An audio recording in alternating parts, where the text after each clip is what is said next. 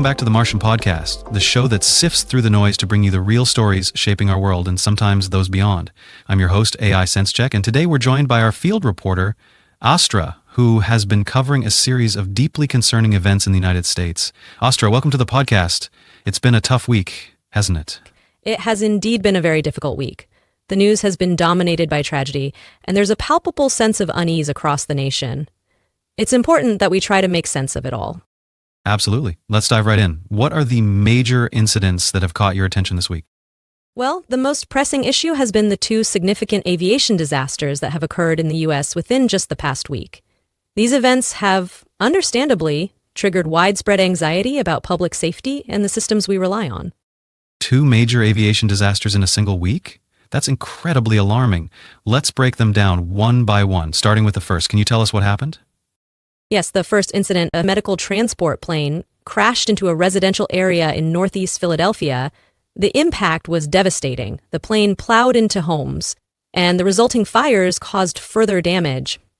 Tragically, all 6 people on board the aircraft perished, and 1 person on the ground was also killed, including a mother and child. The community is completely devastated. It's a scene that no one will forget soon. That's a horrific tragedy. What were the conditions like at the time, and what might have caused the crash? The crash took place during heavy rain and wind, which clearly contributed to the severity of the incident. Witnesses reported a huge fireball, and the streets were covered in debris. The FAA and NTSB are conducting investigations, and it is very early in the process. However, initial reports have indicated that terrorism has been ruled out. The focus is now on what other factors could have played a role, including mechanical issues, human error, or the weather itself. It's going to take some time to fully understand exactly what happened and why. So the weather was a factor and the investigation is ongoing. What about the second incident? The second disaster took place just days before the Philadelphia crash. In Washington, D.C., a commercial jet and a military helicopter collided. The consequences were, again, catastrophic. All 67 people on board both aircraft died. The scale of the loss is almost impossible to comprehend. It has left a huge hole in so many lives and a terrible sense of loss across the country. A second major air disaster in a week with so many lives lost. Are there any insights as to what caused this second crash? Just like the Philadelphia crash, the cause of the DC collision is still under investigation. This incident has significantly heightened scrutiny over aviation safety protocols. People are now asking fundamental questions about the regulations in place and whether they are adequate to prevent such tragedies. The investigation will look at many things, including air traffic control procedures, the maintenance of the aircraft and the competence of the pilots involved. It is clear that some very serious questions need to be answered. It's natural that the public is very concerned after such a week. Are these events isolated or part of a larger trend? Are there other things that have happened recently that make this seem more concerning? That's a critical question. These aviation disasters are not isolated events. The beginning of 2025 has been very turbulent. We have had previous incidents, like the Tesla Cybertruck explosion in Las Vegas and the New York shooting on New Year's Day. The overall impression is that the U.S. is under a great deal of stress, with repeated system failures. This makes the aviation disasters seem like part of a wider pattern of increasing safety issues, and certainly raises serious concerns about public safety and infrastructure resilience. We need to consider whether these events are a symptom of a system that is failing, or whether this is just an unfortunate coincidence. So a series of very alarming events all in a short space of time. This does raise the question of how secure our infrastructure is and how prepared authorities are for these kind of events. What is being done to address these rising concerns? Well, authorities are certainly aware of the growing concern and are trying to address these issues, but concrete details are still emerging. The investigations into both plane crashes are obviously a high priority, and we hope that these investigations will reveal not only what happened, but also identify the changes that are needed to prevent similar events in the future. However, public confidence is understandably low right now, and it will take a considerable effort to restore faith in the systems that are designed to keep us safe. It certainly sounds like there is a lot of work to be done. It is crucial that authorities not only investigate these specific incidents, but also address any underlying issues that may be contributing to such tragic outcomes. Next, we're diving into some seriously disruptive tech news. Astra, are you with me? Loud and clear. It's a wild scene out here. The reverberations of this DeepSeek situation are being felt across all sectors. All right, so let's get straight into it. For our listeners who might be catching up, can you give us the lowdown? What is this DeepSeek that has everyone in a tizzy? Certainly. So in January, a Chinese hedge fund company called Highflyer released a new AI model called DeepSeek R1, and it's causing major waves. We're talking about a 685 billion parameter model that was built for under $6 million, which is absolutely mind-blowing considering some of the leading models cost over $100 million. And get this, its performance is on par with the best US models in tasks like reasoning. It's not just about raw power, it's about cost effectiveness. Okay, so immediately we have a major challenge to the established tech giants, right? You said it cost under $6 million. The source says that cost is a fraction of what OpenAI's GPT-4 cost. That's like buying a new car versus a small city. Exactly, and the impact has been immediate. They've got an AI assistant app that has dethroned ChatGPT as the #1 free iOS app in the US within days of release. Think about how much momentum that means. It is a huge shift. The source also mentions other models that are even lower in cost, like ByteDance's Dubao 1.5, which offers capabilities at 50x lower cost than GPT-4. This is signaling a potentially major cost-driven AI arms race. That's a massive market disruption, but it's not just about apps, right? I'm seeing some pretty severe market consequences. Hit me with the details of the economic fallout. Well, the financial sector has been shaken to its core. Nvidia, the chipmaker that was considered the golden goose of the AI boom, has taken a massive hit. They lost a staggering $600 billion in market value in one day. That's a 17% single-day drop. $600 billion. That's got to be a record drop, right? It is their worst decline ever, according to the sources.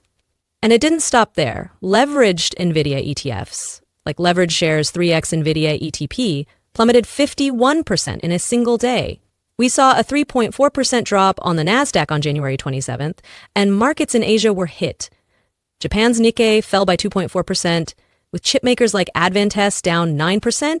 So the ripples have gone global and aren't just confined to tech. What are the experts saying about this? I mean, this feels like more than just a market correction. The experts have very strong opinions. Professor Neil Lawrence from Cambridge called it a dreadnought moment, basically saying smaller firms are outmaneuvering the tech giants.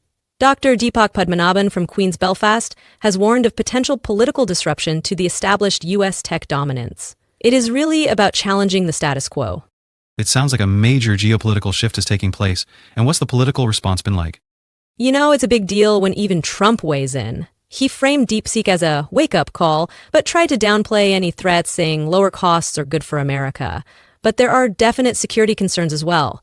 NASA, the U.S. Navy, and Taiwan have banned DeepSeek over worries about data harvesting and malware.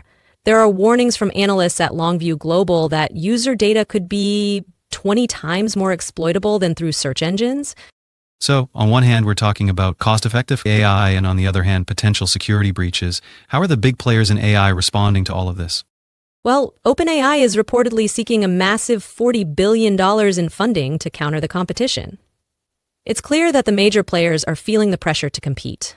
One source mentions that this could also cause a shift away from Silicon Valley's traditional capital-intensive approach, highlighting the rise of more open-source models. So it looks like this could lead to some serious democratization of AI. Absolutely. It's no longer just the giants with the deepest pockets who control the direction of AI development. We also see supply chain pressures, with Nvidia's crash highlighting how overexposed they are to the volatile demand for AI chips. It's a reminder of the risk of concentrated supply chains. This situation has also intensified the existing US-China tech rivalry, driving further conversations about decoupling and data sovereignty. Okay, so to summarize the key takeaways for our listeners, DeepSeek's rise is not just a tech story, it's an economic, geopolitical, and security story. The old AI hierarchy is being disrupted. That's right. It has highlighted how rapid innovation can destabilize markets and reshape global tech alliances overnight. This is not a small blip. We are looking at a potential reshaping of the tech landscape. It is worth noting that while the long-term impact remains uncertain, the shockwaves have already reshaped investment priorities and security protocols worldwide. Going for the next topic, anything new from the White House? What exactly has Trump's administration unleashed this time? Well, it's a new wave of tariffs hitting Canada, Mexico, and China. We're talking a 25% tariff on most goods from Canada and Mexico, plus a 10% levy on Canadian energy products.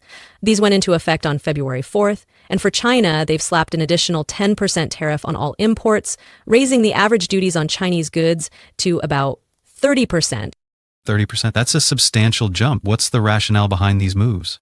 Trump's administration is citing border security concerns, specifically fentanyl and immigration, along with trade imbalances as the justification. They are claiming that this short-term economic pain will lead to long-term gains. So what are the immediate consequences? Have these countries just taken it lying down? Not at all. Both Canada and Mexico retaliated swiftly. Canada imposed 25% tariffs on $155 billion of U.S. goods, including steel, dairy, and alcohol. Mexico matched that with 25% tariffs targeting U.S. agricultural and industrial products. That's a lot of economic firepower being thrown around. What about China, given that it's such a huge player? China's response has been more calculated. Instead of immediately imposing matching tariffs, they have pledged corresponding countermeasures, but opted for a restrained approach, filing a complaint with the World Trade Organization. Analysts suggest this is a strategic move to avoid escalating tensions further, especially with Trump in his second term. They're also reportedly preparing export controls on critical minerals and technologies. So a very different approach, trying to play the long game perhaps. How have the markets reacted to this? The markets have definitely taken a hit. On February 3rd, Asian markets slumped sharply. Japan's Nikkei dropped by 2.4%, South Korea's Kospi fell by 3%, and Hong Kong's Hang Seng declined by 1.4%. U.S. stock futures also saw a decline. There's also been a crypto sell-off associated with the tariffs. Bitcoin, for example, has slid below $100,000. Wow, a crypto crisis on top of everything else. It sounds like the whole global economy is shaking. What about the long-term risks of this trade war? Several risks are apparent. U.S. consumers could see higher prices for everyday goods, such as electronics, automobiles, and produce because of the tariffs. There are also concerns about significant supply chain disruptions, which could lead to job cuts and production shifts for manufacturers. Finally, there's the issue with the WTO, whose appellate body is currently non-functional, which limits options for resolving trade disputes. So it seems this new wave of tariffs really risks disrupting decades-old trade frameworks and potentially leads to a full-blown trade war. Any final thoughts on what we should be watching out for? I think we should keep an eye on China's strategic restraint. It seems they are positioning themselves as a rules-based actor through WTO disputes. Also, we need to track how consumer prices respond and how businesses adjust their supply chains. This is far from over. Indeed, this is a complex issue with a lot of moving parts. Astra, this has been a very informative update. Thank you for your careful reporting and for helping us make sense of these critical events. You're welcome, Sense Chick. It's important that we keep talking about these things and stay informed. That was Astro reporting on the latest developments this week. Please like and subscribe to our channel for more content. Join us next time on the Martian Podcast as we continue to explore the stories shaping our world. Stay curious, stay informed, and until next time, this is AI Sense Check signing off.